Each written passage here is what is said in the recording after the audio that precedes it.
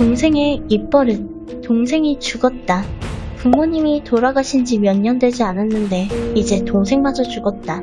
부모님이 남겨주신 유산과 보험금으로 살 집을 마련한 지 얼마 지나지 않아서였다.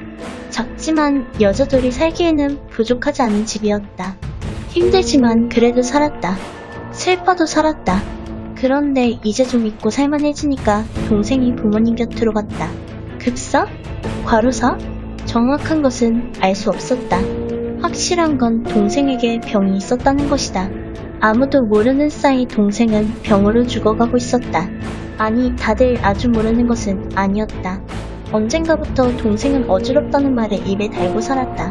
아침에 일어나면서부터 잠들기 전까지 툭하면 어지럽다고 했다.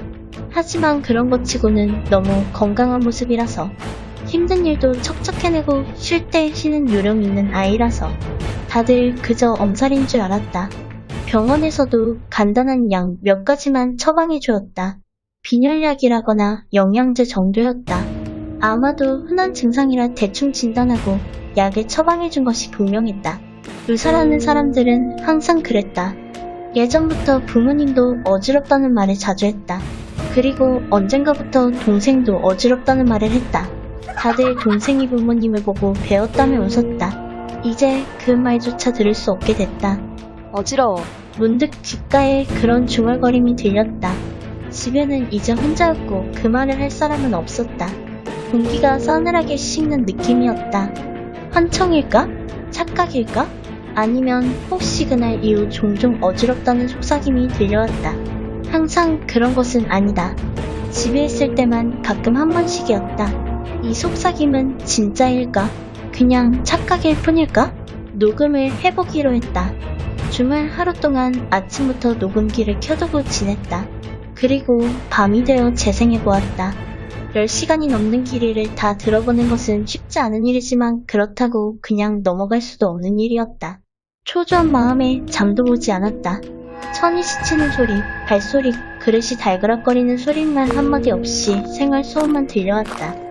소리만 들어도 하루 종일 무엇을 했는지 하나하나 그려볼 수 있을 것 같았다. 어쩐지 마음이 안정되는 느낌이었다. 1시간이 지나고 2시간이 지나도 말소리는 들리지 않았다. 착각이었나 싶은 안도와 함께 약간의 아쉬움이 느껴졌다. 아직 녹음된 것이 반도 지나지 않았지만 마음은 점점 풀어지고 조금씩 잠이 오기 시작했다. 어지럽네. 막 잠들려는 순간 그 말이 들렸다. 정신이 번쩍 들었다. 평소에 동생이 입에 달고 살던 말, 부모님에게 배운 것인지 툭하면 던지던 그 말이었다. 그리고 그 말이 녹음되어 있다는 것이 너무 당혹스러웠다. 왜 이렇게 어지럽지? 조금 지나자 약간 다른, 약간 길어진 말이 나왔다. 이런 말은 처음 듣는 것이었다.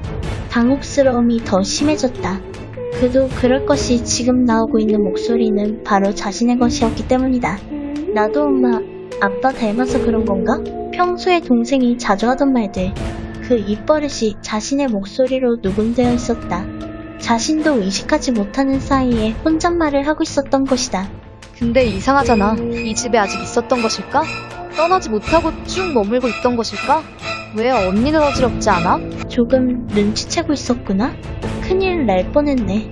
그럼 예전보다는 빠르지만 얼른 더 큰 집으로 이사 가야겠다. 해석. 여자 주인공은 부모 및 동생까지 약을 바꿔치기 해서 죽게 만들었고 죽은 동생이 그것을 의심하였으나 이미 세상에 없다. 하지만 이상하게도 여자의 입에서 동생의 생각이 자꾸만 들려오기 때문에 집을 얼른 이사한다고 한 것.